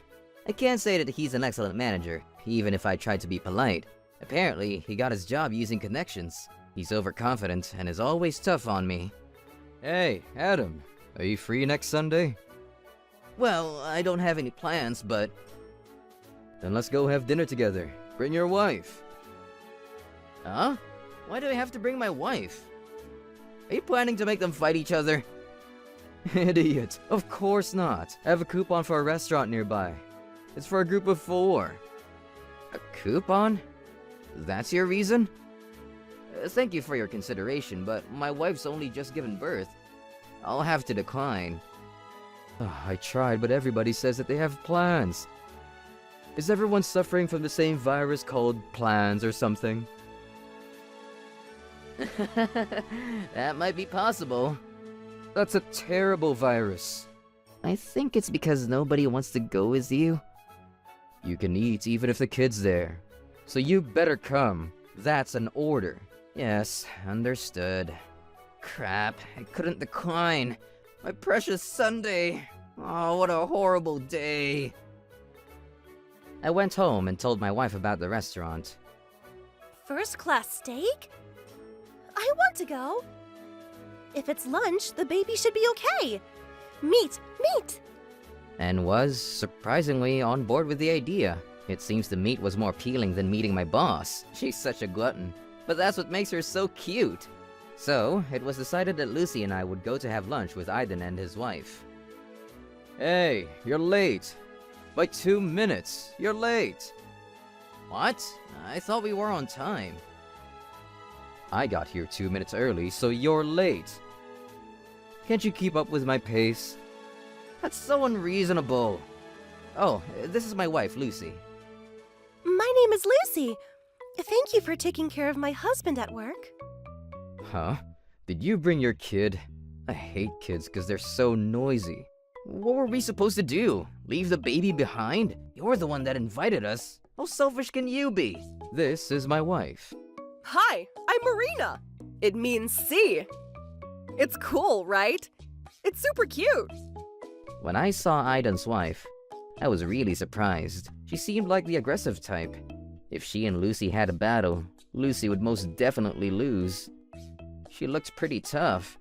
She was younger than I had imagined too. Lucy, I'm looking forward to eating with you. Your baby's so cute. Thank you. Her appearance and attitude was striking, but she was friendly. I was chatting with my wife and baby daughter. Then, let's sit. Wait, there's a baby. So, shouldn't we get a private room? Huh? Damn it. It's such a pain in the ass. She's a really good person. I'm surprised. Then, we got to eating our steak. For a while, everything was going well, but suddenly, my daughter started crying. Oh dear. Is it her diaper? Or is it milk? I'll be right back. Lucy went to the toilet to check our daughter's diaper. It looks like it wasn't her diaper. I wonder if she's hungry. We tried giving her milk too, but I guess she wasn't happy because she wouldn't stop crying. There. Don't cry. It's okay. Hey, it's noisy, so shut the kid up. I'm sorry. I told you, shut it the hell up. This is a restaurant. It's bothering everyone. I'm so sorry. I told you we have a baby and tried to decline. You're the one that forced us to come. You don't have the right to complain. I was about to rage when Aiden picked up his pint of beer and poured it on Lucy's head. I told you to shut the kid up, you stupid woman! What the hell is he doing? Now I've finally lost my temper. I won't forgive him. Time for the Trouble Busters! But that second... You're the idiot! No! It's hot! Huh? Marina had grabbed Aiden's head and was pushing it into the grill. She's a baby! Babies can't help but cry! How dare you say shut the kid up? Who the hell do you think you are, you fool? Ow! Ow! It's hot! Marina, that's too much! At this rate, Aiden's going to be well done. I was about to call for the Trouble Busters, but I ended up trying to stop Marina's sudden assault. No! It hurts! Aiden, here you go. Salt! No, wait. A wet towel! You tried to hand me salt, didn't you? Oopsie. He doesn't need a towel. Give it to your wife first. That's true. Lucy, are you okay? I'm okay. I just got a bit wet. Even though Aiden was holding his head and writhing in pain, Marina was still angry. Listen up, you idiot! It's a baby's job to cry! You think it's noisy? Deal with it! She's working harder at her job than you! You useless piece of junk! Oh! Mom! What? Don't start crying! It's a restaurant! You're causing trouble for other people, right? Are you listening to me? Yes, ma'am. I won't forgive you. I'll remember this. I'm going to get Daddy to fire you. And I want a divorce. Daddy? Please, don't do that. Why should I care, you scum? The lunch ended there, and Aiden was dragged away by the neck by his wife. I have no idea what just happened. My job as Troublebuster was taken away by Marina. Well, I guess it's important to mix things up a little. Huh? I never got the chance to shine. Shush. After that, Aiden was nowhere to be seen at the office. It seems he really was fired. Marina came to visit us, bringing sweets as an apology. She's a really polite girl. I'm really sorry about my husband. I never thought he was lacking that much as a human being. Please, don't apologize. I'm not hurt or anything. He's been fired, so you don't have to worry about anything. Who exactly are you? Me? My daddy is running the company you work for. Daddy? You're the CEO's daughter? Yep, that's right. Oh! I thought you were a really classy lady. Adam, I bet he's lying. I won't say it though. People often tell me I don't look it. I know, right? No, pardon me. He got his job using connections. So once I spoke to Daddy, he cleared him up for me. I'm so grateful. Marina told us that she had divorced Aiden too. I'm pretty hyper. So my daddy told me to hurry up and settle down. Literally. I was introduced to Aiden, and at first I thought, he's hot, lucky me, and got married. But Really? as we spent more time together, I saw more of his crappy side. The other day, I thought enough. Oh. If he can't be kind to another person's baby, there's no way he can be kind to his own child. After having a chat, Marina left the suites and went home. She's a lovely person. I guess I shouldn't judge by appearances. Yeah, she was a saint dressed as a little devil. She really was a devil towards Aiden, though. That day, Marina had cooked Aiden's face into a well-done steak. But apparently, there was no problem. I thought that she might be charged for assault or something, but according to her, Everything's okay. power really is terrifying. By the way, we had already reported Aiden for pouring beer on Lucy. We received compensation from Aiden, so I guess all's well that ends well. Ever since, Lucy and Marina have gotten on pretty well, and often go out together. One day, when she came to visit, she told us, He's got marks of the mesh left on his face. His face was his only good point, so what a shame. I wonder if we should laugh. It's okay, he deserves it. I'm glad you didn't get charged for burning your Aiden steak. There's no way he could win against me in court anyway. Huh, I wonder how she prevented him from going to court. I'm curious, but I feel like I shouldn't ask. His face has mesh marks on it. So he still can't find a job. There's no way he can pass an interview like that.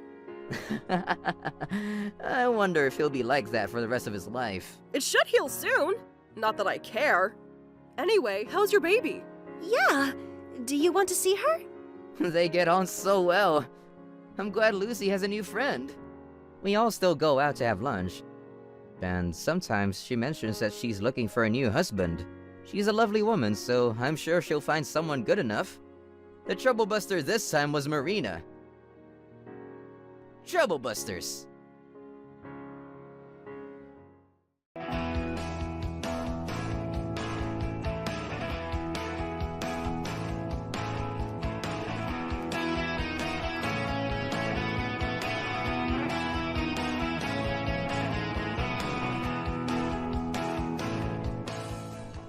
Trouble Busters!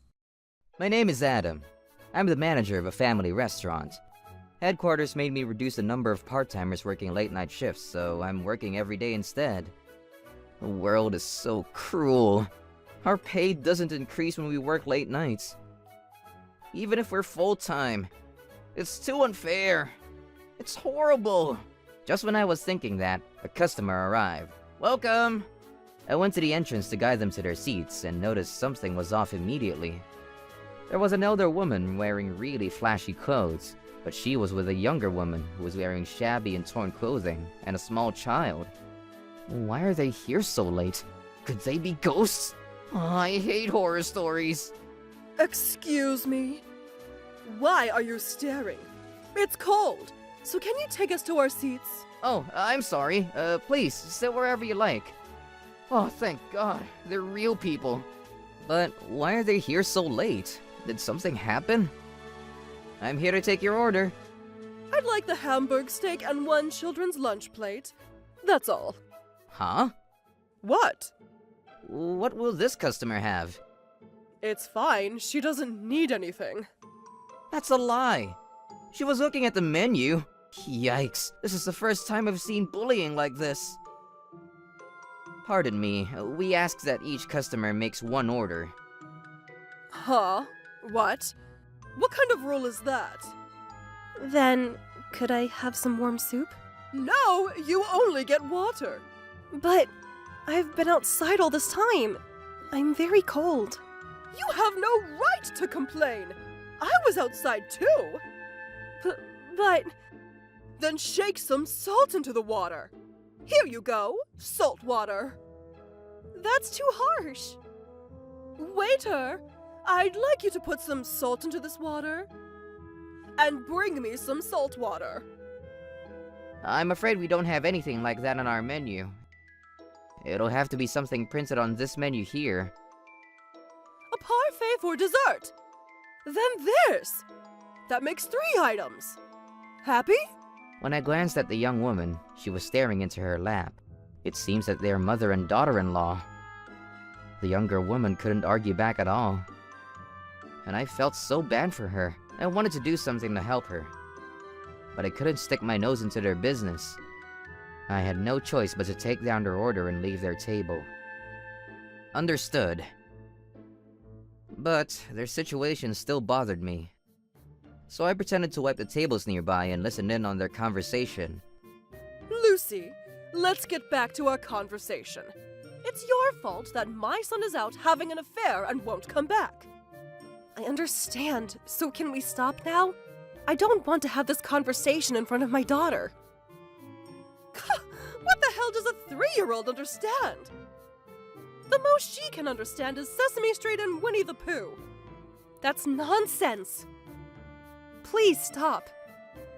No, I won't stop. You were trying to run away from the conversation when we were talking outside too.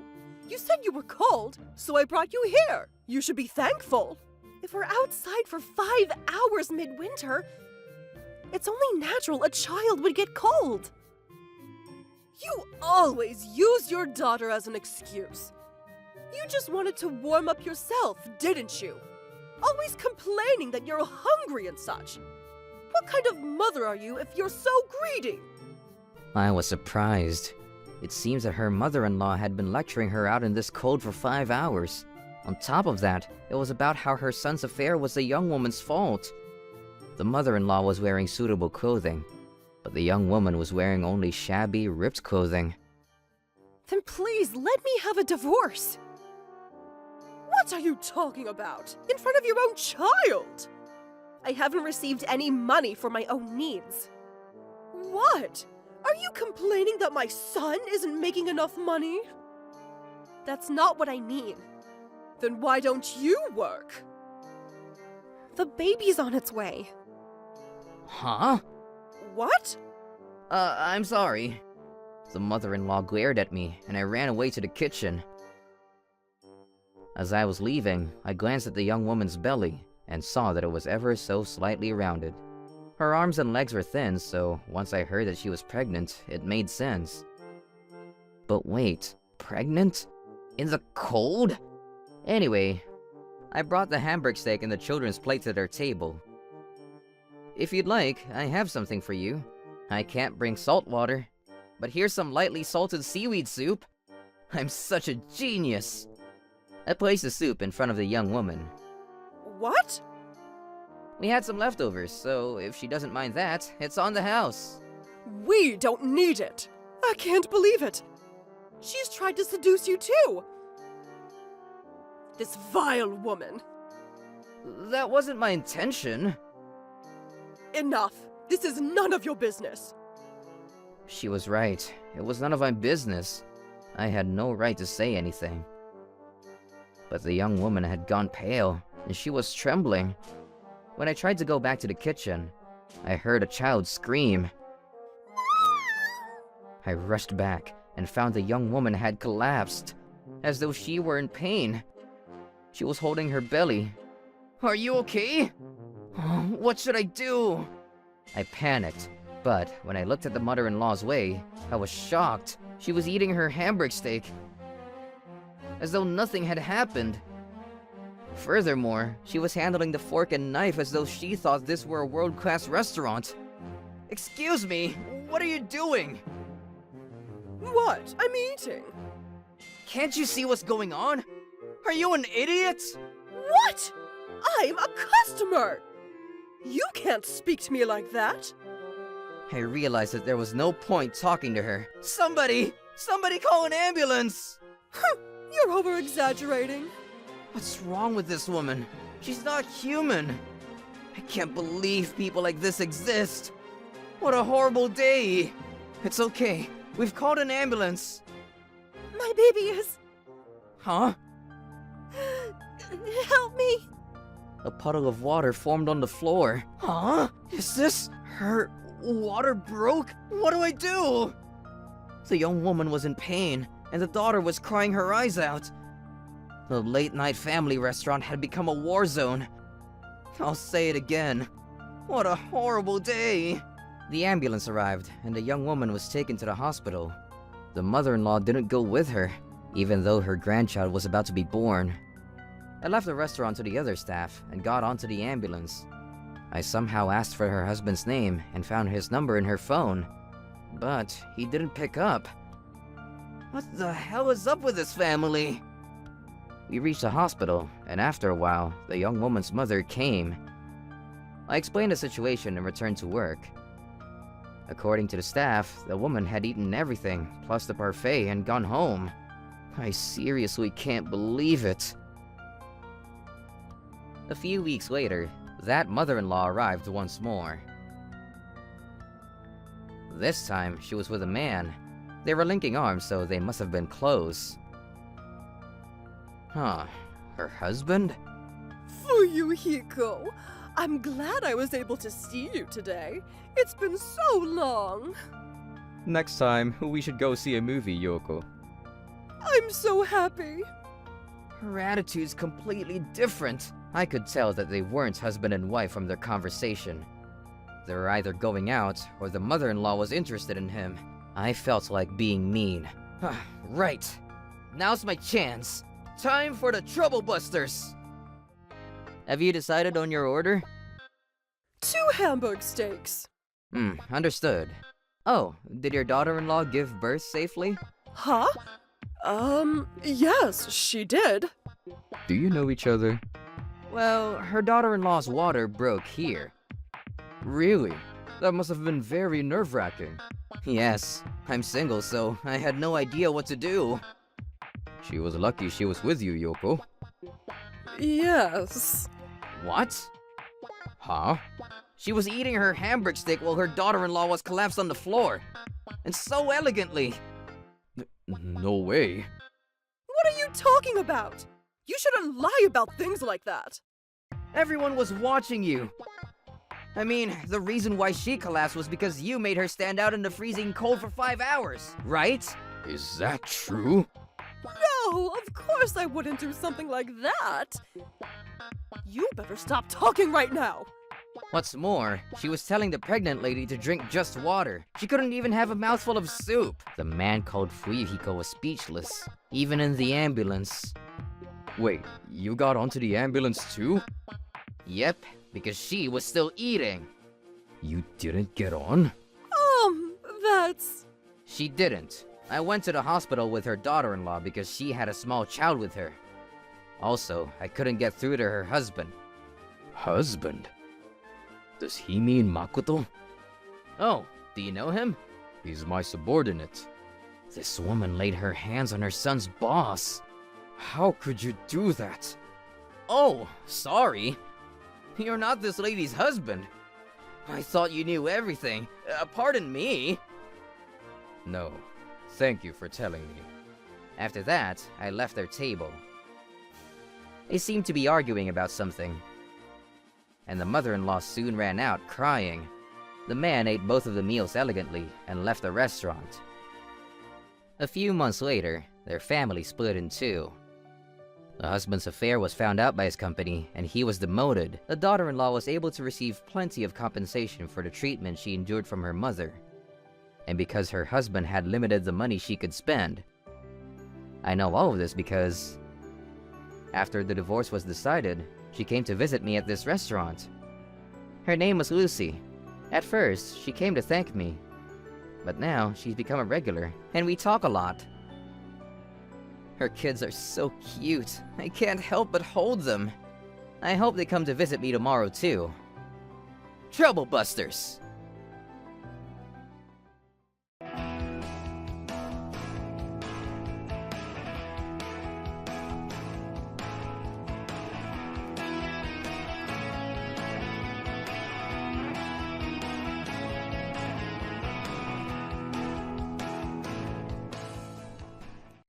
Trouble Busters! My name is Helen, and I recently had a baby, which makes me a new mom. My daughter Sarah is the perfect angel. I'm so happy that she was born into my life. A few years went by, and I was at a park with Sarah. Sarah, look at this park! It looks like so much fun! Hello! This is the first time that I've seen you at this park. Hello, nice to meet you. I'm Helen. I'm Sandra, and this is my daughter, Julia. My daughter's name is Sarah. I think that our daughters are close in age.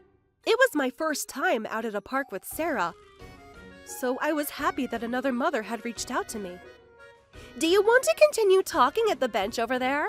Yes, please. Helen, do you live close to this park? Yes, I live in that apartment building. Oh, an apartment! We live in a house. I see. I was afraid that Sandra was the type of person that liked to brag about her life to make me feel bad about mine. What kind of work does your husband do? He works at the city hall. I see. My husband works for a large multinational company. Oh no. She is the type of person that I feared she was. I wish I hadn't started talking to her. Which month was Sarah born? She was born in March. I heard that babies born in early spring develop more slowly than babies born in other months. Julia was born in May, so I have nothing to worry about with her. I see. I wanted to tell Sandra to her face that it didn't matter which month children were born in. Is Sarah's father of foreign nationality? Sandra said, observing Sarah's face closely. He isn't, and Sarah's Japanese. Are you sure? She has really white skin, a tall nose, and large eyes. She doesn't look Japanese to me. Well, both my husband and I are Japanese, which makes Sarah Japanese too. But you have blonde hair. She's so persistent. We need to get going. I need to prepare for dinner. See ya. Wait, can I have your phone number before you go? Okay. In my heart, I didn't want to. But I didn't want to be rude by saying no. I then left the park with Sarah. A few days later, Sarah and I found ourselves back at the park. I hope that we don't run into any weird people today. Hi, Helen! Oh no, Sandra's here too. I need to ask you for a favor. Can I borrow Sarah for a day? What do you mean? I want to rent Sarah for a day. She's not a product that you can just rent by asking. I need Sarah's help. I have no one else to ask. Please? You're not making any sense. Why would I loan my daughter to anyone? Sandra then told me about her situation. She told me that her mother-in-law and relatives were coming over to her house, and she doesn't want them to see Julia because Sandra thinks that she isn't beautiful enough. She wanted to borrow Sarah and say that Sarah was Julia instead. I think Julia is cute. I couldn't believe what Sandra had said about her own daughter. And I was not about to involve Sarah in some charade. It's only while my relatives are in town. I'll have Sarah back to you as soon as they leave. I don't want them to think that I have an ugly child. I don't get you, Sandra. That's a terrible thing to say about Julia. I don't think that we'll be seeing you anymore. Bye. I rushed home with Sarah. I couldn't understand how a mother could think like that about her own child. Sandra is so weird, and I won't be able to get along with her. Sometime later, my older sister Melanie came over to my house. Hey, Helen. Melanie had a baby around the same time as me, so Sarah and her cousin would play together a lot. Hi, Melanie and Mona. Because they were cousins, Sarah and Mona looked alike. Don't you think that Mona and Sarah look so alike? They look like twins. I agree. You can tell that they're related by just looking at them. Melanie and I talked about what we had both been up to lately. Sarah and Mona got sleepy after playing, so I put them both down for a nap in the bedroom. Oh, they look so cute together! Some time passed, and I received a message from Sandra. Helen, just to let you know, I borrowed Sarah as intended. What are you talking about? She's taking a nap in the other room with her cousin. Don't worry! I'll have her back to you in no time. What are you saying? You're crazy! Sandra had read my last message to her, but she didn't reply after that. Helen, who was messaging you? You seem upset. Did something bad happen? A mom that I met at the park the other day said that she's with Sarah now, which makes no sense. I then went to check the bedroom and was shocked to see only one child sleeping. Sarah is still here, which means Sandra took Mona by mistake. Where's my angel Mona? Look, the window of the bedroom's open. It was closed before. It seemed that Sandra snuck into my apartment and took Mona with her. I told Melanie about Sandra and her request to borrow Sarah. So she took Mona thinking that she was Sarah? This is a kidnapping! We need to call the police. Is it wrong to be flattered that Mona was kidnapped because someone thought she was beautiful? This is not the time to be happy. I knew that Sandra was weird, but I didn't think that she was crazy enough to kidnap someone's child. I won't forgive her. Troublebusters. I called the police right away. So, you're saying that this person came into the bedroom through your window and kidnapped the child? Yes, it was Sandra. She even messaged me to say that she has the child. Do you know the address and phone number of Sandra? I'm able to get in touch with her through chat. I then received a message from Sandra. Could you please come over to my house right away? In her chat, she had written her home address. I then rushed over to Sandra's house with Melanie and the police. Helen, you have to help me! Mona! Sandra held Mona in her arms. Who are you? Sandra's mother-in-law was clearly confused about what was happening. I am the mother of the child that woman is holding! My sister was livid. What are you saying? So you're saying that this isn't Julia? Sandra, I think you have some explaining to do. Oh no! My plan failed! Sandra began to explain to everyone what was happening. Although I had said no about loaning Sarah to her, Sandra couldn't resist and followed Sarah and me to my apartment. And after seeing me put Sarah down for a nap through the window, she snuck in and took Mona, thinking she was Sarah. When Sandra saw the two girls sleeping, she simply couldn't tell them apart. So she ended up taking Mona. I was stunned by Sandra's stupidity. Sandra then introduced Mona as Julia to her relatives, but Mona awoke and panicked when she didn't see her real mother, Melanie, anywhere. Sandra tried to get Mona to stop crying, but Mona had no idea who she was and continued to cry. The relatives sensed that the relationship between Sandra and Mona was unnatural. And out of desperation, Sandra messaged me. Wow. Things really blew up in her face. I wanted the child to stop crying so that my relatives wouldn't find out about my plan. Mona, you must have been so scared. Come to mommy. She is laughing. She's happy to see her real mother. Sandra, you're an idiot.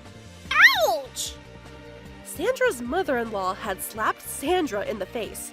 I know that I wasn't supposed to laugh, but I found it funny how desperate Sandra was.